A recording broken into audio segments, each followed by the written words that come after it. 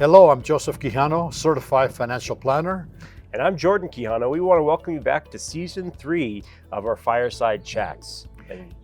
And today we're going to have a tremendous session. We're going to have a session about how to manage money, how to manage your money in today's uncertain economy. You know, these are times that we're all facing right now, understanding that it's so hard to not only build wealth, but to maintain it, to keep it. You know, there's two steps to it. I mean, I always heard, to become a millionaire isn't just making $1 million, but it's keeping the $1 million. That's right. That's when you're actually the millionaire. And so when we talk about this in today's economy, when you have all these uncertainties of low savings rates at the banks, high interest rates on credit cards and mortgages are going back up, and then of course, inflation, Yeah. stock market volatility, what are you to do? That is right. Yeah. So in order to manage your money properly in today's very uncertain economy, you have to have at least 4 places to park your money into. The first place, let's make believe that this is a bucket of money. The first place should be for everyday cash needs. I'm talking about buying groceries, going out to eat, entertainment, car payments, any other bills that you may have. This is where that money should go. Kind of like your checkings account, and this is real basic, but it's the reality of that we know that you're not going to earn any interest off of it. It's short term. The money's going to be there to go in and out. And that's the only purpose of this account, is for the day-to-day expenses, the bills, and then of course, as we get further down, you'll see the other 3 areas that you should have as well. Now the second place should be an emergency fund. This is a bowl that you should put money into for an emergency. We need to have at least 3 to 6 months of earned income or expenses to have that emergency peace of mind that if something were to happen to you or to the house or to the car, you have enough money there to pay for it. And this would be easy to say, a savings account, just like my father mentioned. You might get a little bit more interest on this money, but in today's economy, we understand that you're really just putting it there for the safety, just for the what if. We all faced the pandemic together and we all had seen the same issues. People losing jobs, not having the income coming in. That's why there was checks getting handed out by the government, because of this exact reason. So 3 to 6 months of expenses is ideal, but in reality, it just depends on where you're at in life. And I will say, the game or the balance that you need to do here is have a good balance between the savings and checking. You don't want to have too much money in your checking account where it's not earning any interest at all and could get spent very easily, but yet you want to have just the right amount in savings.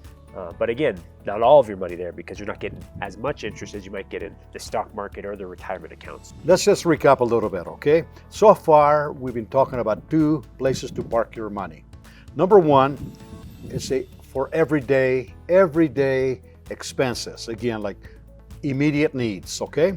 And the second place to park your money really is for emergency funds, okay? Like my son was saying. The third place that you should have your money into should be a retirement bucket or a retirement account. That's right. This is like a 401k, IRAs, 403bs. This is your money for retirement. And we also can help our clients with 2 phenomenal products for retirement.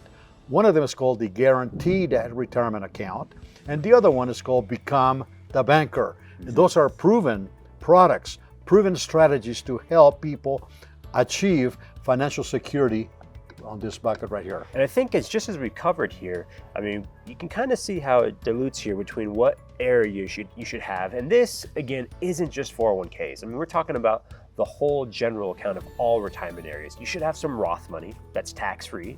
You should have some money that's getting, better interest rates based off the stock market or the S&P 500. And then, of course, 403bs or anything of that sort, 401ks, if you're getting a match, take advantage of it.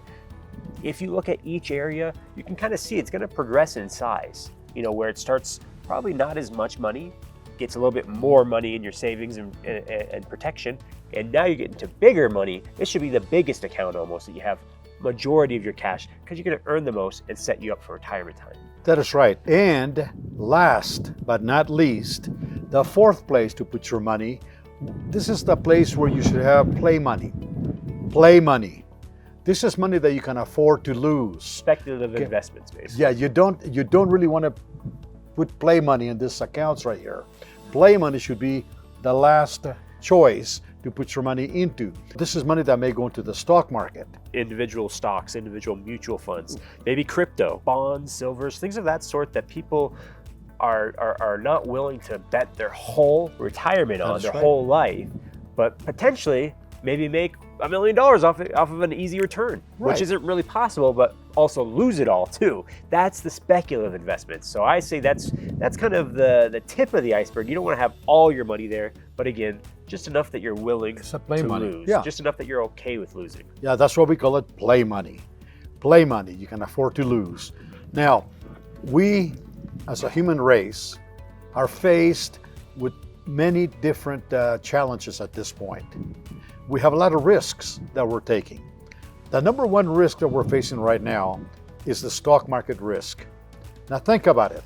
The market has been actually going up and down, up and down, up and down. It's very volatile at this point because of what the economy is doing right now. Right. You know, the conflict with Ukraine.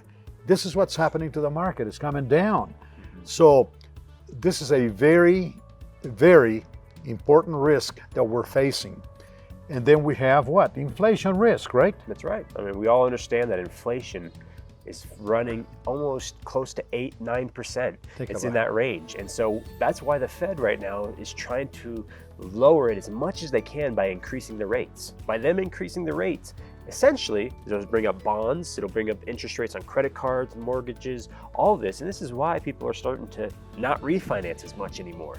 So when we see these little issues coming together, this is why it's so hard to keep your money working for you in each area, because that's the idea here is, yes, there's some money for use of today groceries, gas, but the majority of the other accounts here should be working for you, earning you interest, making your hard-earned money double, triple, quadruple, so that you're not having to have 5, 6, 7 jobs.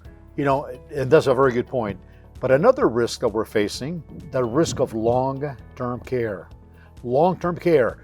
Right now, they're saying that over 60% of people over the age of 65 are going to need some type of care, be it home health care when somebody comes in to take care of you, or assisted living, or going to a nursing home, or Alzheimer's facilities.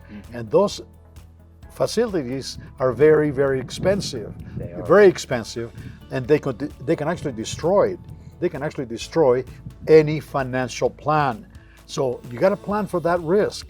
You know, and so I think this is a good point to bring up, that long-term care is extremely expensive, but when you look at it, it's insurance is what it is. It's to help protect you for the risk of needing that expense. So you offload that risk to an insurance company, to a long-term care company. So why I'm bringing this up is, if there were to be one more bucket that we'd place up here, it should be an insurance bucket. And I'm talking about all insurance, automobile insurance that we all have to have, health insurance that some of us have, some don't, and then of course, long-term care, life insurance, accidental, all these other insurance products that I will tell you, in today's meetings that I have with clients, more and more of them only have maybe health insurance and that's it. They don't have the other insurance product, and of course, maybe automobile insurance, of course, but that's about it. And this is a huge risk because you're taking that whole risk upon yourself, saying that if you pass away, hopefully you have all these areas built up enough to help pay off the house, to help give your family and loved ones enough money to carry forward.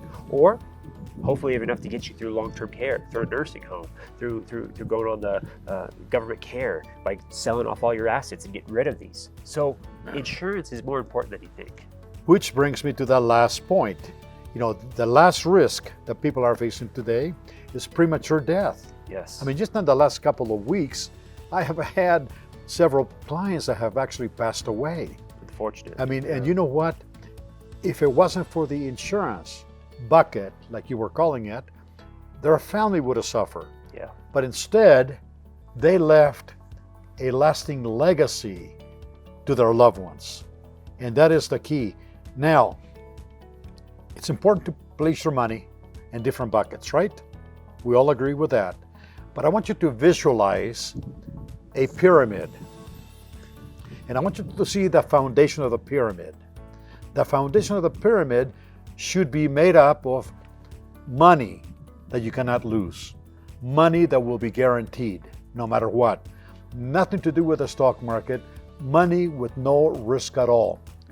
The second level of the pyramid should be the emergency fund, or that, everyday needs cash fund right here. That's the second level of the pyramid. Money that you cannot lose, money that's going to be there, but it's not going to be earning you a lot, right? Now, the third and final level of the pyramid should be money that is at risk. And that should really be the stock market. So that should be the least amount of money on your financial planning pyramid. So just like we mentioned here, if you talk about that pyramid, and we've talked about this in the past, it's very important. When you see it, the reason why pyramids are lasting for centuries is because their foundation, their base is so solid that no matter what the storm is, it can weather it and still be standing. And that should be the truth with your financial planning. You'll have that guaranteed base, where I would say basically that'd be your savings, your money that's not maybe earning too much interest, but you can't lose it no matter what. It's there for the rainy day. That is the foundation. And that's also where we'd park the Become the Banker strategy, one of our products, because you'll get guaranteed growth on it, nothing to do with the stock market, and the best part is it's liquid and tax-free. So that would be a good foundation to build up. So going to that second tier, now we're talking more about secure money. This is money that's not really earning too much interest, but it's going to be there, liquid, quick. And I would almost put that similar to with where your investment should be. It's kind of sharing in the same tier, because when you look at the checking account, that money's going to go in, go out, so you don't really see it too much.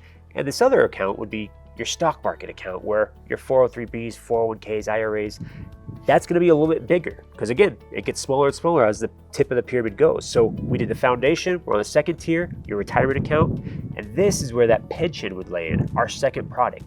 The beautiful part about it is you get the growth of the stock market, just like you would if you're in the 401ks, but you don't go down with the market like you do with those 401ks or IRAs. With our guaranteed pension account, your account grows, the market crashes, you lock in and stay level.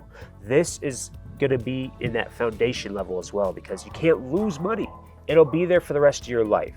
And so ending it off, just like my father mentioned, it's the tip of the iceberg there, or the tip of the pyramid, which would be the very top, smallest part of your account, which is in speculative investments. We're talking about purchasing gold, assets that maybe aren't backed or guaranteed. This is money that I see a lot of people wanting to make a lot of growth, like maybe a crypto, where it doesn't have a huge, strong track record, but you can make a lot of money, but you can also lose it all in one day. Right. So that's speculative. You shouldn't have all your money there, because this is money that you're okay with losing. You're okay with walking away, and it's not going to ruin the rest of your pyramid.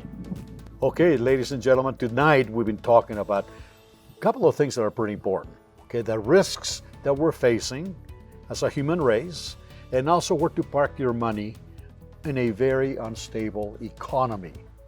Now, we started this series, the Fireside Chats, 3 years ago, because we want to be able to help you.